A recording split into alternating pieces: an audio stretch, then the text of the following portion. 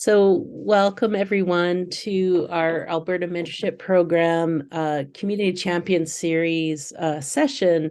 And we're really excited today to have Susan Chesa with us to share her expertise about job searching and networking. My name's Cheryl Whitelaw. I'm the project manager for the Alberta Mentorship Program initiative, and I bring warm wishes from our project sponsor, Doug Piquette, who's with the Edmonton Region Immigrant Employment Council. Unfortunately, Doug couldn't be with us today, so he, wants me to extend his hello and welcome to the session. And just before we get started, we're an initiative that has been the work of many to bring our work forward.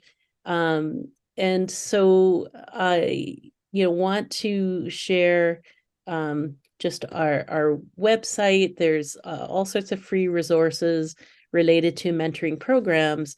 But I just want to, say hello and a welcome to a few of people on the team. So Annette Wiestra and Caitlin Petrie are, core partners with us who have done just an amazing amount of work on the website itself and supporting, the translation of this session into a recording and an asset that many others can view as well. So thank you very much. And also to Bruce Randall, who's joining us. He's one of our organizational mentors. A large part of the work that we do is providing support and mentorship at an organization level for organizations that are new to launching career mentorship programs in across Alberta. And so we've really appreciated building a community of folks who can do that. But to sort of get us into the content of our session today on job searching and networking, and reaching out in this session to newcomers, to people who may be occupying roles as mentees, or working directly with mentees, I'm really thrilled to introduce Susan Chesa. Susan brings a wealth of experience. She's got a professional background as an engineer, working in renewable energy in Kenya and in the oil and gas sector in Canada. She's also worked as a career advisor supporting newcomers in engineering and other technical professions with the Braden Center for Learning in Edmonton. And she's also now a talent acquisition specialist at Bunge, supporting operations in Alberta, Manitoba, Saskatchewan, and Ontario. So she's literally sat in all of the hats, including being a newcomer herself to Canada. And so I was just thrilled when we were able to get her to come in and share her expertise, because she's literally sat in every seat of the hiring process. And so I'm just going to pin Susan and pin myself, because we decided today to do a little bit of a interview style presentation, and then we'll share information afterwards. And so just before we kick off with her first question, I want to, gratefully acknowledge that this workshop and the Alberta Mentorship.ca initiative was made possible with support from the government of Alberta. And so we're really appreciative of their vision and their support for this initiative. And because we are physically located in Edmonton, although spread across the province, just to acknowledge, Edmonton's located within Treaty 6 territory and with the Métis homelands and the Métis Nation of Alberta Region 4. We want to acknowledge this land as the traditional territories of many First Nations, including the Nehiyah Cree, the Dene, the Nakota Sioux, the Anishinaabe, and the Niitsitapi or Blackfoot peoples. And the city of Edmonton owes its strength and vibrancy to these lands, to the diverse Indigenous peoples whose ancestors' footsteps have marked this territory, as well as settlers from around the world who continue to be welcomed here and to call Edmonton home. And so, Susan, can I ask you, tell us a little bit about your background and how you ended up from being engineer to career advisor to talent acquisition specialist? Thanks, Cheryl. And I would like to thank Alberta Mentorship Program for this opportunity to have a conversation about job search strategies and importance of networking. Cheryl has mentioned I've been a newcomer with no Canadian experience. I have been in a position where I have supported newcomers with a job search. And I've worked now in the employer side to search and look for talent. So I would like to just talk about my story a bit and how I ended up in talent acquisition. As you've heard, I have a very non-linear career path. It's not the regular career path. It's a bit non-linear. So I do have a background in electrical engineering, and I moved to Canada 10 years ago. As a newcomer, there's the struggles you have looking for work with no Canadian work experience. And so when I moved, I was fortunate within a few months to land a role as a technical support specialist at Show Communication. Like any other newcomer, your first position is to help you pay the bills. It's not really in your field. If you're lucky, you would get your first role in your field, but the story of most newcomers, your first role is more of a transitional job. And so I worked at Show as a technical support specialist, but fortunately, I wasn't there for long. I would say around 3 months. And through networking, I was able to land a role as a junior engineer at Rotaflow Controls. And this role, again, it's through networking I was able to find this opportunity. I worked at Rotaflow Controls for around 2.5 years. And at my role, I did support Sanco. As most people know in Alberta, that Sanco is a major Canadian oil and gas company. So I did support Sanco. I did used to travel to Fort McMurray for projects. I did that for around 2.5 years. And at that time, I went for an extended maternity leave. And when I was ready to look for work, when I was ready, I was completed my maternity leave and I was ready to go back to work. At that time, the oil and gas prices crashed. And the engineering opportunities that are there were very competitive because there was more people in the job market looking for work. And I looked for work for a couple of months and I was not successful. I would say while I was at Rotaflow Controls, I hadn't built a strong network of people in my industry that I would leverage to get back to engineering. So I did search for work for a couple of months and I was not successful. Fortunately, through networking again, I landed a position, but not in engineering, in nonprofit. I got an opportunity as a career and employment coach at Brady Center for Career Advancement. And I just thought to myself, do I keep looking for an engineering role or do I take up this role and get to learn new things, get to meet new people and see where my career will take me?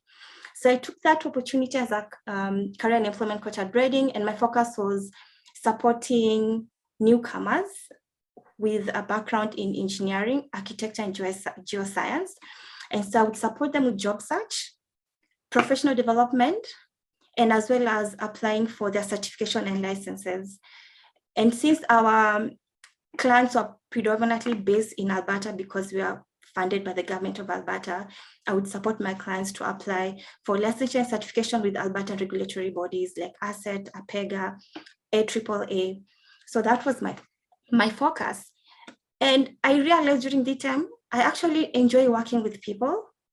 And so I didn't expect that I'll stay at Brady Center for a long time. Well, I would say a long time, 3.5 years. I didn't expect to stay for 3.5 years. I thought probably I will work for a couple of months and then continue looking for a role in engineering. But I really ended up enjoying supporting people, meeting new people. And so that was my time at Brady Center for Career Advancement. At some point, I felt that I would want to work on the employer side and support them with sourcing and finding talent. And so I decided to work on my resume and leverage my transferable skills that I gained at Brady to look for a role in recruitment. And so I worked on my resume. and I put myself out there. I applied for a position at Agilas Work Solutions. So Agilas is the largest Canadian privately held staffing agency. And I landed a position as a recruitment consultant focusing on engineering and technical roles. And we would support clients in mining, in oil and gas, in manufacturing, in utilities, in industrial services. So I got an opportunity to work on different industries, variety of positions, and I really enjoyed that. And so after that, I felt that instead of supporting many companies, I want to be an in-house recruiter and work as a talent acquisition specialist. And so I leveraged the skills I gained at Agilas Work Solutions. I worked there for around 1 year. So the skills I gained at Agilas and the skills I gained at Braden positioned myself and applied for a role at Bunge. And so that's how I found myself as a talent acquisition specialist at Bunge. And I do support our operations in Ontario, Alberta, Saskatchewan, and Manitoba with recruitment. And I'm actually fortunate today to have my manager, Melissa Moore, join us today. And she's joining us from St. Louis in Missouri. So I would say my team is based in the US and I'm in Canada to support all operations. So yeah, that's my story. And something else, I'm not in engineering anymore. I still wanted to be connected to my field. So while working at Rotaflow, because I gained engineering Canadian work experience, I was able to apply and get certified as a certified engineering technologist with the Association of Science and Engineering Technology Professionals of Alberta. So I still have my certification. I keep it active, and currently I'm a board member at Asset. So I believe in networking, and I still believe in keeping in touch with my industry. And yeah, so sure, that's my story of how I ended up as a talent acquisition specialist. Thanks, Susan. That's quite a journey. And so, given our topic, like when you think about searching for a job, strategy doesn't always kind of enter into it, right? You're just looking for a job, but you had quite an interesting transition, but between the roles you played when you lived, in Kenya and then coming to Canada. And so I'm curious, what do you think is a job search strategy and why do we need one? So I would say a job search strategy is a plan and a technique that will follow to land your desired role. It's important to have a strategy, or else it's going to be a frustrating process. On average, somebody who's unemployed will spend around 20 to 30 hours per week on their job search, and somebody who is employed will spend around 8 to 10 hours per week. So if that's the length of time you spend looking for work, it's better to have a plan than apply for any position you see, or else that's going to be, it will end up being frustrating and it can be draining. At some point, we've all been in a position where we are looking for a role and we've experienced just the frustration of applying and not getting feedback from employers. So I would say it's best to have a plan that will help you to be more efficient in your job search. Great. And so what do you see, being part of a job search strategy?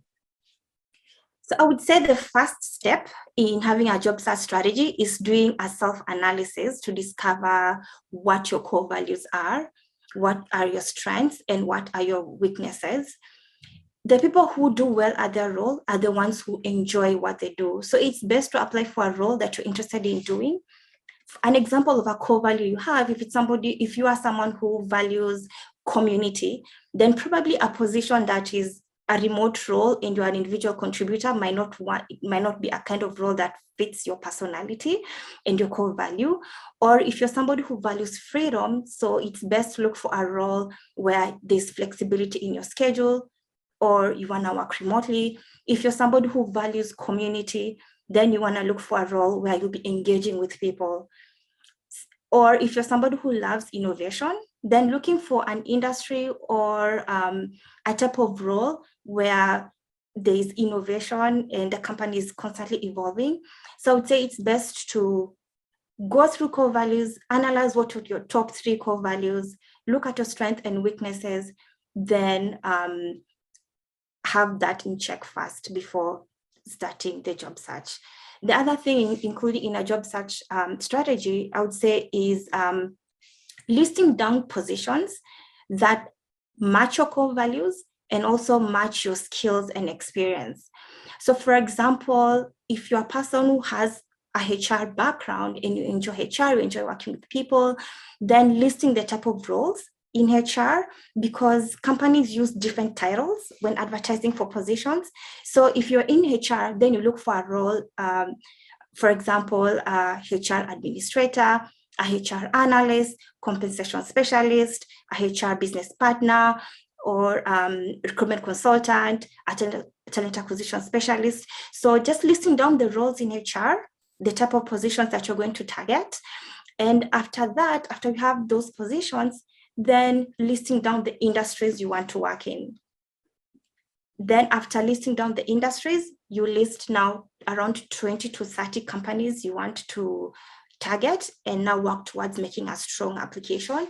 For example, if you have, let's say, a project management background and you have a civil engineering background and you want to target construction companies, then listing down, you want to target companies in the construction industry, you list down companies in construction, do your research. For example, what are the popular construction companies in Alberta? There's PCL Construction, there's Stuart Olson, there's Wayward, which is in the steel, they do steel construction. There's Clark Builders, there's Graham Constructions. I've talked about Bird. So those are the big construction companies, but there's also smaller construction companies. So I'm sure if you decide to list down companies in construction, you get at least 20. So listing the construction companies, for example, if you want to go into mining because you have a petroleum engineering background, you can list mining companies like Tech Resources. Tech Resources is based in BC. There's KMC, there's Sherritt International, there's Vale. Vale is a global mining company. So listing down the industries and listing down the companies. In summary, first is doing an analysis of yourself, then listing down the type of roles that you want to target. And after that, listing down the companies you want to work in and listing down the companies and putting a strong application. Great. Thank you so much, Susan. And, it's really helpful to really know some of the techniques to really focus on. You mentioned sort of coming to the application, and of course it brings us to the issue of a resume. So what do you think makes a good resume? I would say, first, what is a resume? A resume is a document that tells employers what they need to know about you to figure out if you can do the job. So if your resume doesn't tell employer you can do the job, then they won't consider you for that role. And so if you have your resume and you're applying for a role, let's say you're applying for a role in supply chain, but your experience is in accounting and your resume is full of accounting keywords, then the hiring manager is looking at your resume, or the recruiter that's looking at your resume, they'll feel like you have accounting experience and this role is in supply chain. You probably are not the best person for that role. So one thing is ensuring that your resume is well structured. It highlights your key skills, your experience. It highlights your qualification, your achievements. So that's pretty much a summary of what a good resume would be. And then this comes to format and what you're targeting. So for example, if you're looking to move to a different industry, like me, I worked in nonprofit, then I'm in HR right now. So far I don't have a HR background education, but I was able to leverage my experience and the skills I have to be able to move into a role in HR as a talent acquisition specialist. So I would say in that case, if you're moving to a new industry, taking a career shift, then looking at creating a functional resume, a functional format. And that format is where you're highlighting your skills. You can group your skills and then put a summary under each group. So for example, I highlighted my experience in customer service, because as a talent, you need to be able to relate with people and talk to people, my interpersonal skills. I did, because I worked at Agilus Work Solution, had some experience working with applicant tracking system, experience in interviewing. So I highlighted some of the transferable skills to be able to land an interview in my current position. And so I would recommend, if you're taking a shift, using a functional resume. But if you're a person who's moving up, there's more of a pattern and consistency in your career path, then you can focus on more of a chronological resume. But I would say the best format, from my opinion, is doing a combination of both functional and chronological. And also making sure that your resume is readable. It has a simple design. Sometimes you can, different companies using different application systems, but if your resume is has a complicated design, sometimes it won't be able to pass through the ATS system, and maybe might not be able to view your resume from the side of the recruiter.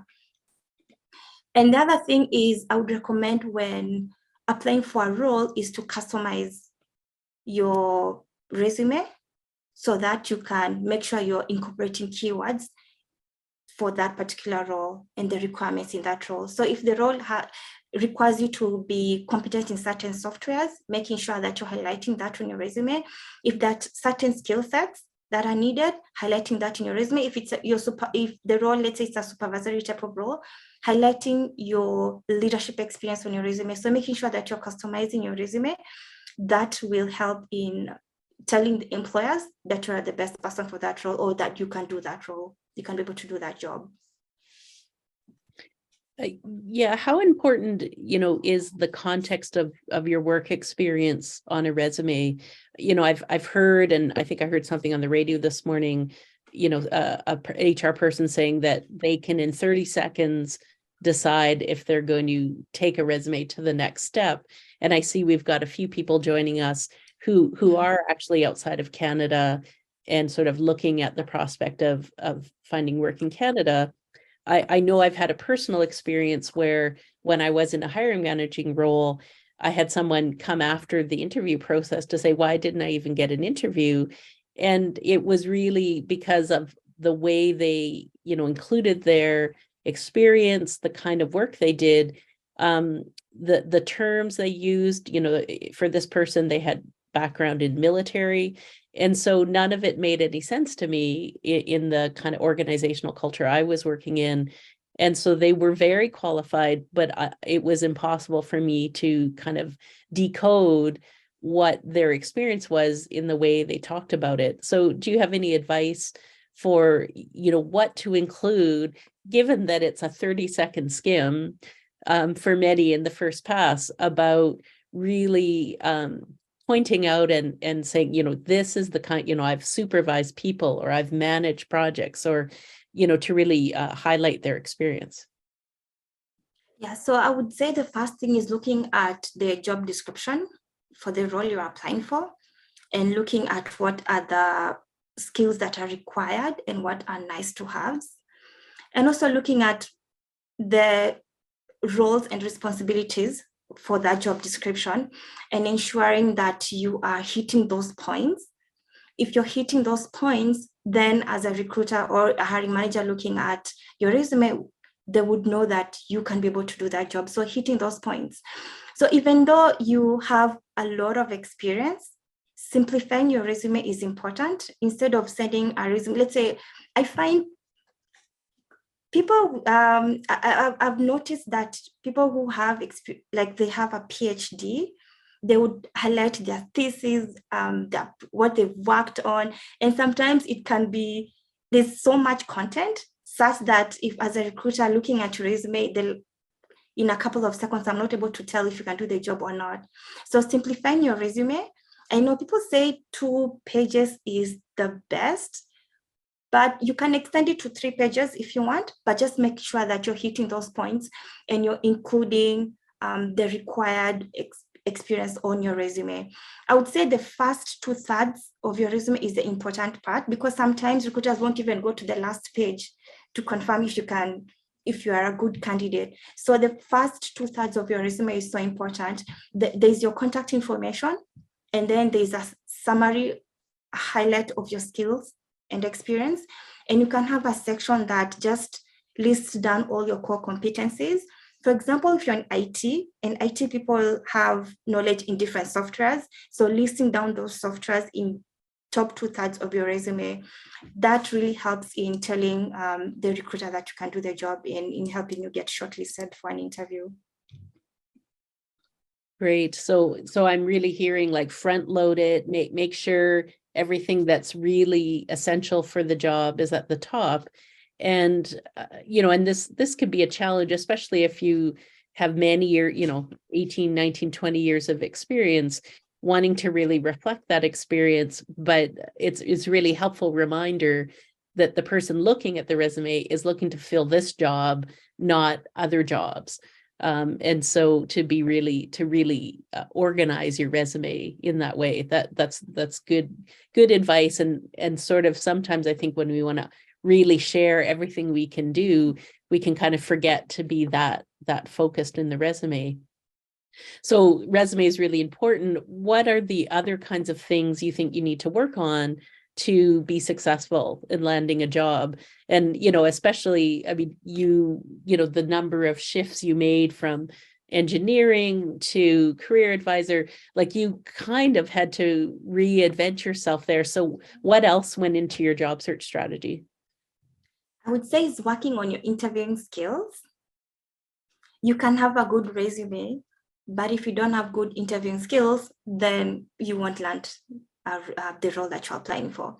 So it's important to work on your interviewing skills. And there's a lot of resources right now online, and even there's YouTube influencers who focus on helping people to pass interviews. So doing your research, taking advantage of resources that are available to help you pass an interview.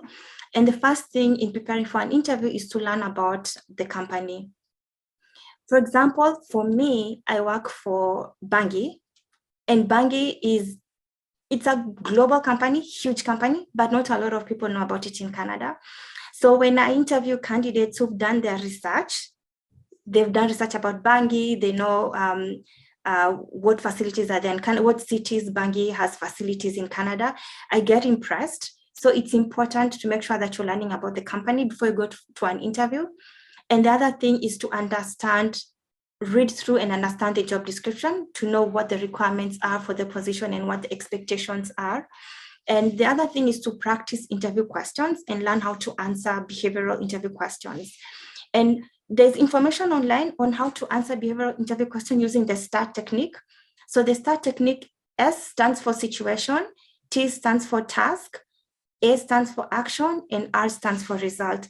So situation is when you give context to your example, paint a picture of your example, and then task is describing your responsibility in that situation, and action is explaining the exact steps you took to address that situation, and R is the results. If you use this technique in answering behavioral interview questions, it will help the interviewer know that you have the skills to be able to do that role. So making sure that you follow the STAR technique. And the other thing is what you can do also is to do a mock interview. I remember when I was working at Braden Center for Career Advancement, one of the things we used to do is to help our clients pass interviews by conducting mock interviews. So if you are registered in any of the nonprofit organizations that support newcomers, I would recommend asking your career counselor if they can conduct a mock interview. And so with that, I remember we used to have questions we would ask and train them on how to answer interview questions using the STAR technique. Or if you don't have a career counselor, you can do a mock interview with a friend or a family member to just help you prepare for that interview. The other thing you can do is to prepare a list of questions to ask the interview panel. So that shows that you've done the research before going for an interview. And other things that we overlook is making sure you're dressed well for the interview. You can be surprised sometimes when interviewing candidates, they look like they just woke up. So just making sure that you're professional and you wear appropriately, you keep time. And something else to note is try your best not to keep rescheduling your interview, because that will show that you're not serious. And I have encountered several times where a candidate would keep rescheduling interviews. And if I get a candidate candidates who keep rescheduling interview, they show they're not seriousness, I just inform the hiring manager that I wouldn't recommend going forward with that candidate because they don't show that they're serious. Yeah, thanks. This challenge, right, of needing to reach out to several job opportunities at once, but each one needs to have a sense that you're really looking for that job in particular. Yeah. And so you mentioned in your introduction of yourself that you felt networking was really important. So why is it important? How did it play a role in your job search? Networking played a big role. As I'd mentioned earlier, my first role in engineering in Canada, I got it through networking. And I got the role at Breeding Center, it also through networking. So networking is important because you get access, you learn about opportunities in the hidden job market. And what is networking? Networking is building connections with professionals and building valuable relationships with people. Importance of that, I've mentioned about learning about opportunities in the hidden job market. Networking helps to boost your confidence. Through networking, you learn about new career pathways that you are not aware about. As I'd mentioned earlier, when working on a job search strategies is listing down type of roles in your industry. So there might be type of roles in your industry that you're not aware of. You have the skills, but you're not aware of those type of job titles that even when you go to Indeed, there's some job titles, there's some positions you can be able to do, but just because you don't know about those type of roles. So you learn about career pathways. It also boosts your confidence. And also by having a good network, you can be able to leverage this network in future in your career path and in advance. Great. And so, networking is a word that, especially in Canada, I think we talk about it a lot. But if you've not done it before, or the idea of reaching out to strangers to, talk about your job search or even, looking for a job, what advice would you give to someone who's new to networking about how they built their network? I would say the best way to start building network is to change your perspective about networking. And I believe networking is not about getting, but about giving. And so have this perspective of adding value to people's lives. If you add value to someone, it's easier for them to advocate for you. So looking at ways you can help people add value to their lives, either big or small, then you'll be able to build strong networks. So what ways can you start networking is by starting where you are at your current workplace. Build networks with people. You never know where these people will move and how you will need them in future. Being nice to your neighbors. At your kids' school, network with the parents. In your community groups, in your religious groups, there's just have that mindset of adding value and you'll build strong networks. And also don't be afraid of putting yourself out there and being yourself. So there's different ways you can network other than the ones I've mentioned. One of them is attending industry events and being first by being a member in your regulatory body associations or organizations. So if you're in a field where it's regulated, try to join your association. For example, if you're an architect, try to join AAA. I believe they might have membership for somebody who's not already a registered architect or an intern architect. You can be a member at APEGA if you have an engineering background and you're still in the process of getting your license. They do have a member in training option. You can be a member at ASSET, and all these are regulatory bodies that are in Alberta. And ASSET regulates certifies technologists, and there's an option to be a technology in training while you work towards getting certified. So being a member in your regulatory body, or if you're not in a regulatory field, look at associations or industry groups in your field and get plugged in. Attend mixers, attend if you can, conferences, attend webinars, get to meet people. You can also network online. There's different groups for different professionals on LinkedIn. There's WhatsApp groups. There's Facebook groups. I can tell a story. I joined a Facebook group a couple of years ago. And actually through networking in that Facebook group, I was able to land an interview. So don't dismiss Facebook groups. There's also, you can reach out to people in different ways. There's organizations like ERIC, Edmonton Regional Employment Council. There's Alberta Mentorship Program. You can go to nonprofit organizations that support newcomers, and through there, you network with people. Somebody might be new today in Canada, but in the next couple of years, they might be a project manager in a different industry. So network with anyone and everyone you can meet has something that can be of value to your life. So just having that perspective. Great, thank you. Yeah, you've offered a lot of options, and great that you mentioned online networking as well. If you're okay, there's a few questions that have popped up in the chat, and then maybe we could open it up for people to raise their hand and ask questions live. And so the first one, Daleen, is talking about being a cloud architect based in Jamaica, and do you have any specific frameworks to support these kinds of roles? And I see we also have a question from Cindy, 18 years of experience in HR field, bachelor's degree in HR, and joining us from Trinidad. And so, this question of how to break in to network, to apply when they're, starting their search outside of Canada. Okay. So it depends. I would say most companies in Canada, you need to have work authorization to work in Canada to get hired. But I believe with the shortage of labor, with the labor market shortage, some employers are looking outside to hire talent.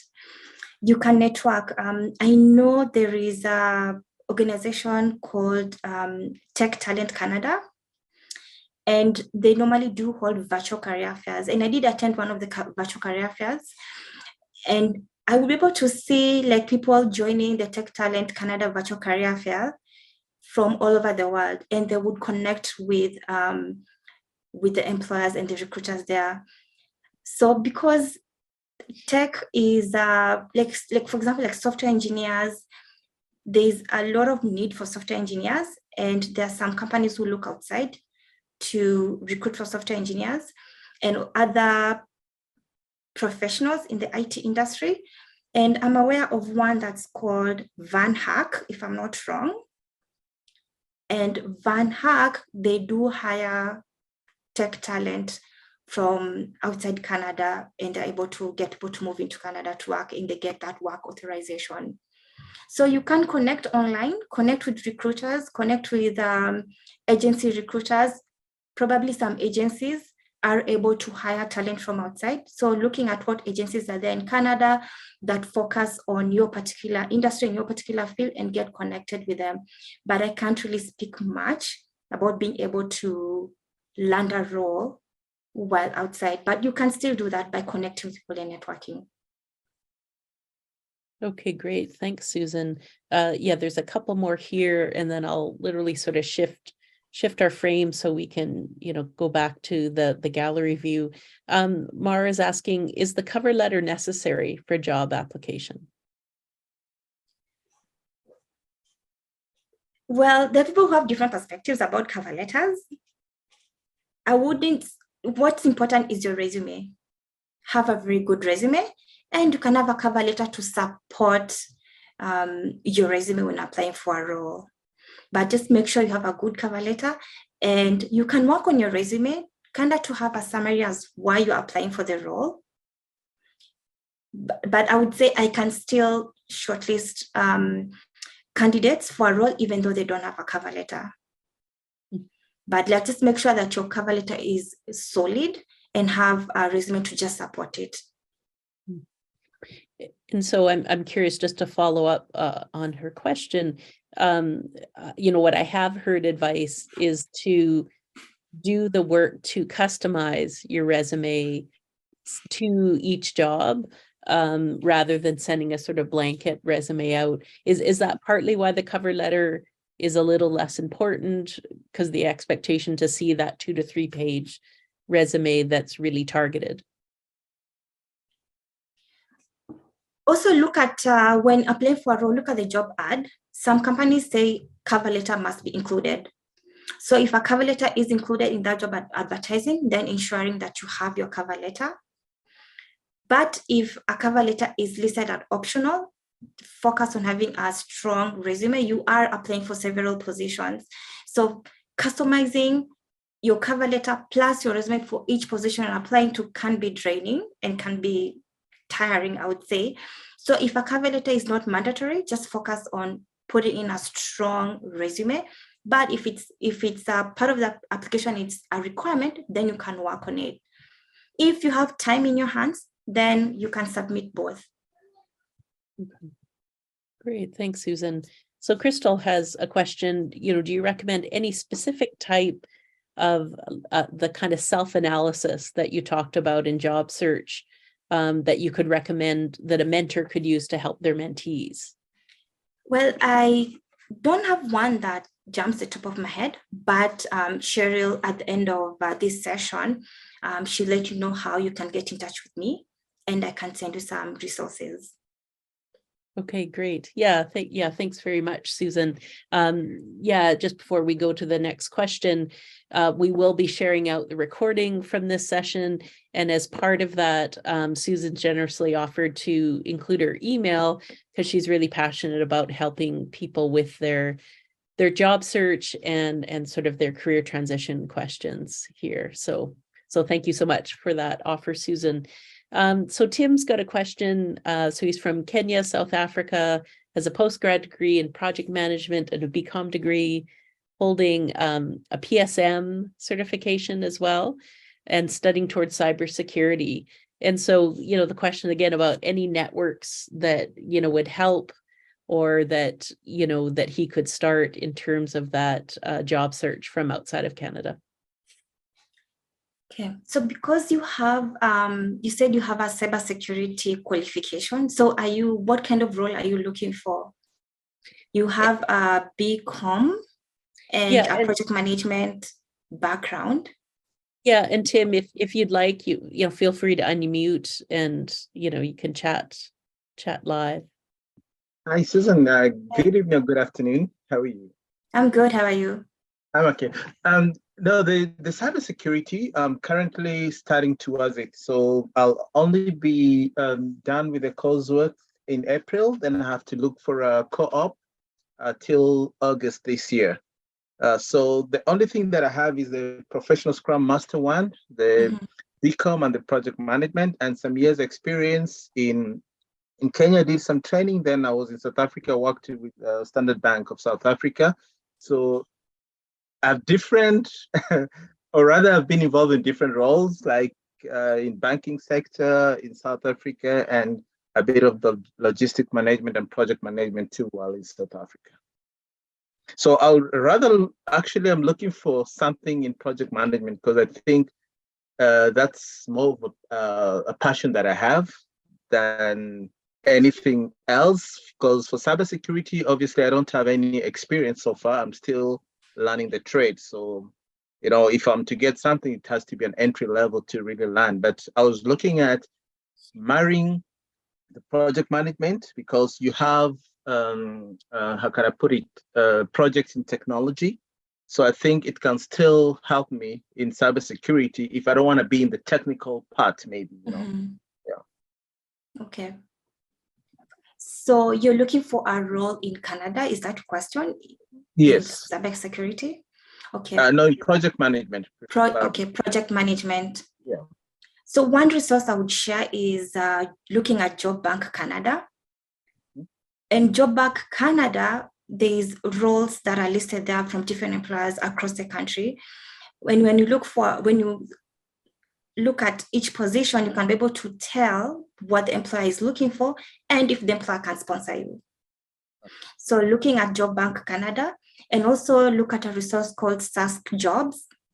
There was an initiative with the Saskatchewan government where they removed the LMI requirement, but I choose to be corrected. I'm not an immigration expert, but that can be something you can look at, Sask Jobs and Job Bank Canada. Okay, Sask Jobs, okay. Yeah. Thank you so much. Great, thanks.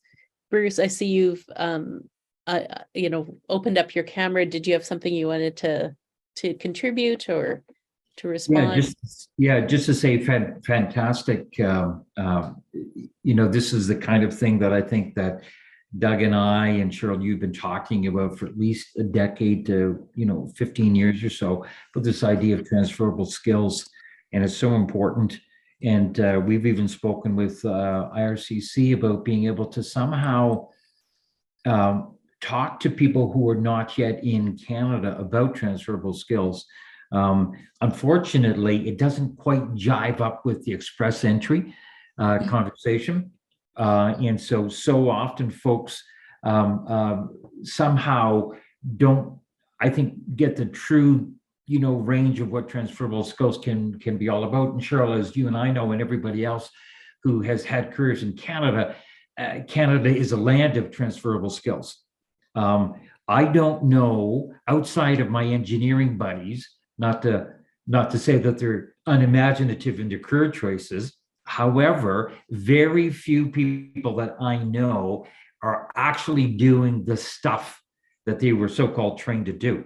I'm a lawyer and I practiced for 20 years, but I've had another 20 years within 3 other careers and now 4 careers, because we understood what our exactly what our toolkit is. And Susan, you hit it right on the, you hit the nail on the head. The sooner you understand your transferable skills, the sooner you can be able to tell your stories about transferable skills.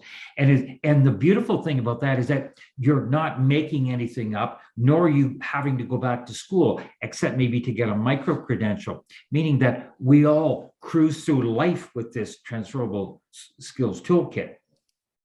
And they can be the hardcore skills, or they can be those really considerable soft skills.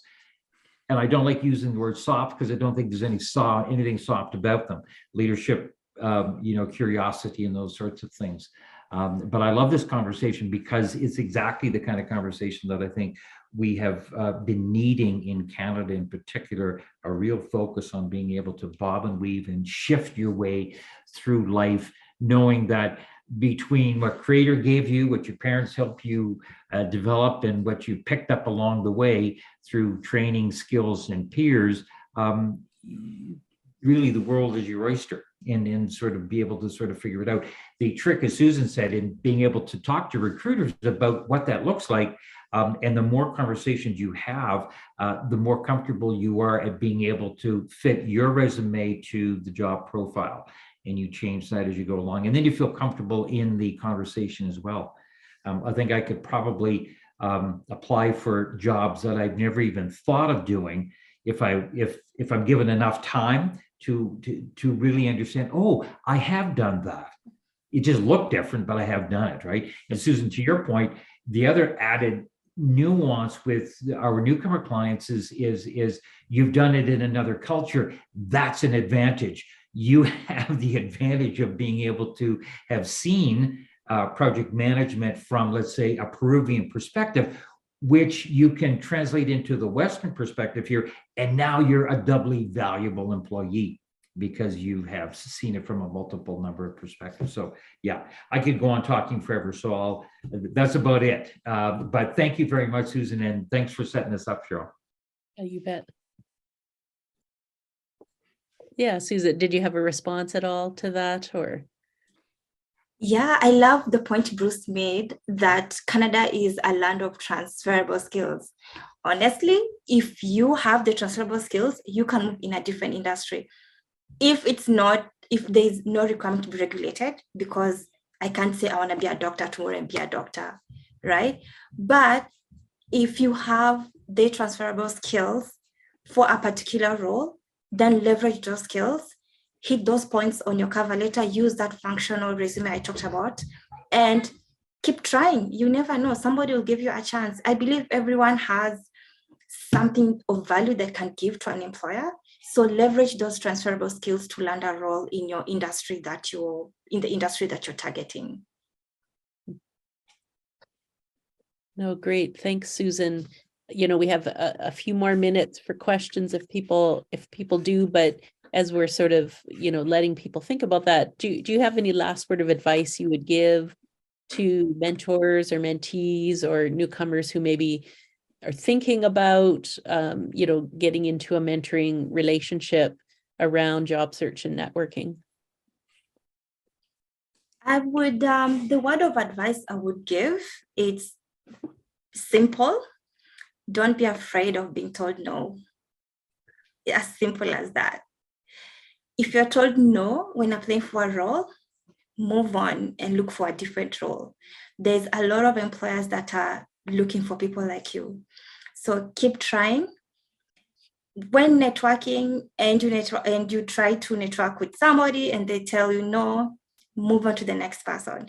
Believe in yourself, know that you have value to give, and don't be afraid of being told no. And that's a simple advice I can give. And that's how I've been able to build a solid network up to right now and be able to connect with people in different industries. And even right now, being able to be at a board position at Asset is I've not been afraid of being told no. And I've kept going even after being rejected. So keep going. I have sat on interviews, I've been told no, but that won't hinder me from pursuing my goals.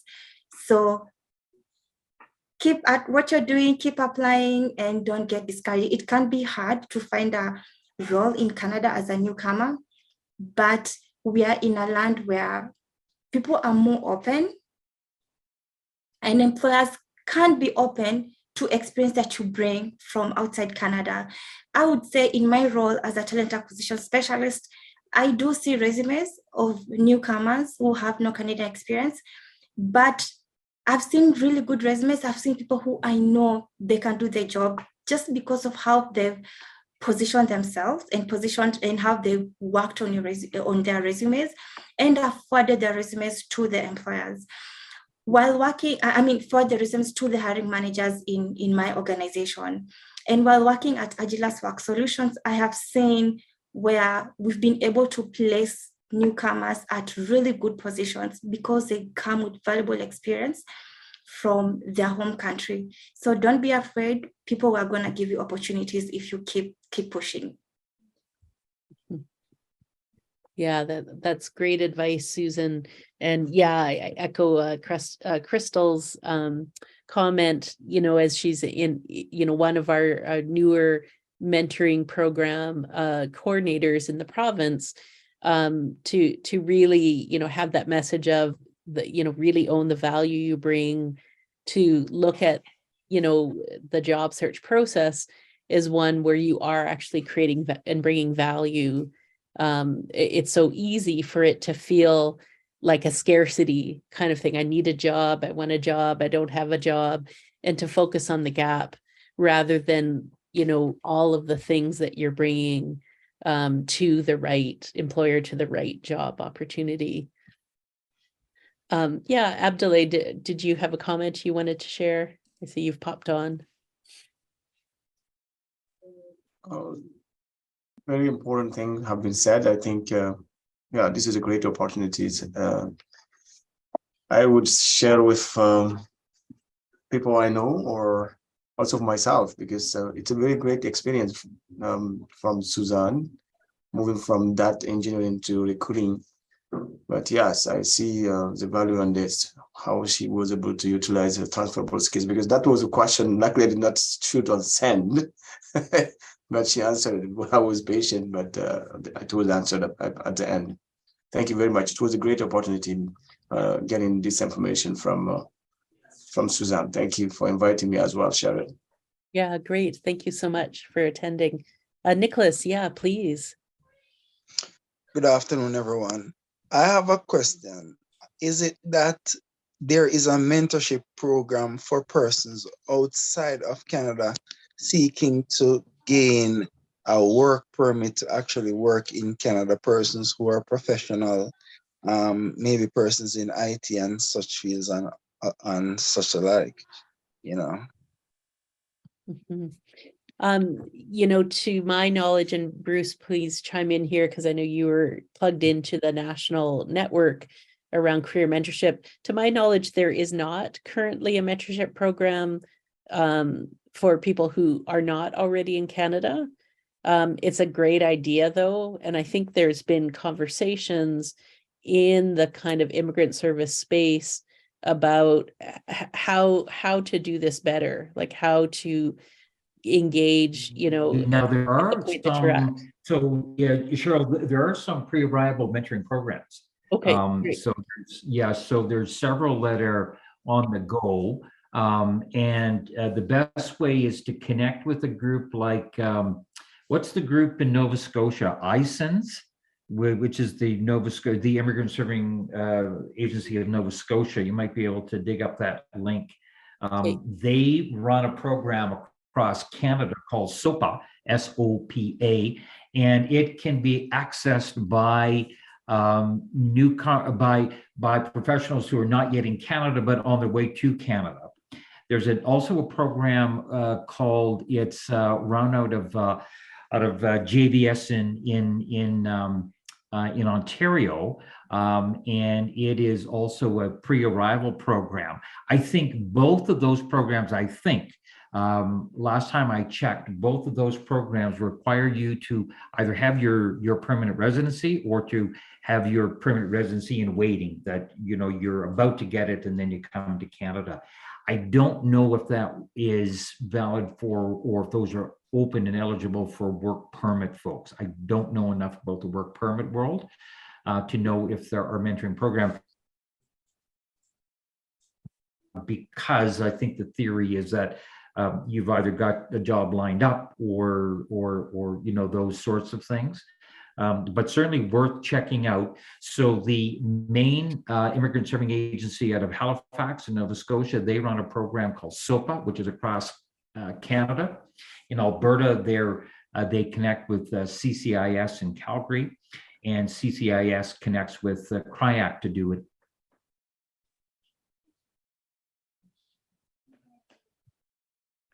Okay, I see. Oh, are you back, Bruce?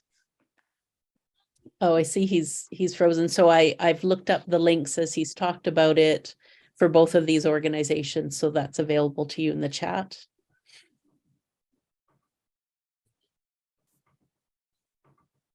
Yeah. And thanks, Melissa, for your comment.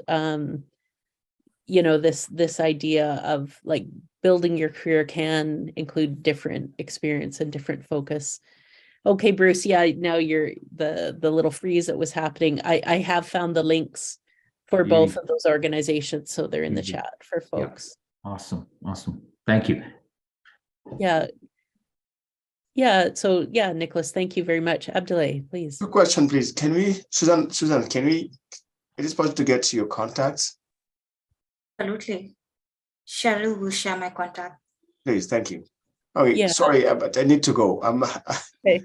No, just we're kind of at time. We'll be sending out the recording to everyone who registered for the session, and we'll definitely include Susan's contact as well as the albertamentorship.ca contact as well, just so that you've got some people and some resources to support your next questions and steps. So thank you very much. Yeah, thanks very much, Abdoulaye. Thank you so much to everyone who, carved out an hour in your busy day. And thank you so much, Susan, for sharing. You've got an incredible amount of expertise and experience, and I just so appreciate your generosity in helping others and sharing that today. It's, Bruce and Doug and I have often talked about the spirit of mentorship is a very generous one. And, I'm always inspired and thrilled to meet someone like yourself who models that just because she wants to. If I know for you, it's like, no, of course I would. And it's like, yeah, that's that spirit. Of course you would. And sharing what you've known as you've come through and been successful in your own career. So thank you so much. Thank you, Cheryl. All right. Thanks, everyone. Have a great day.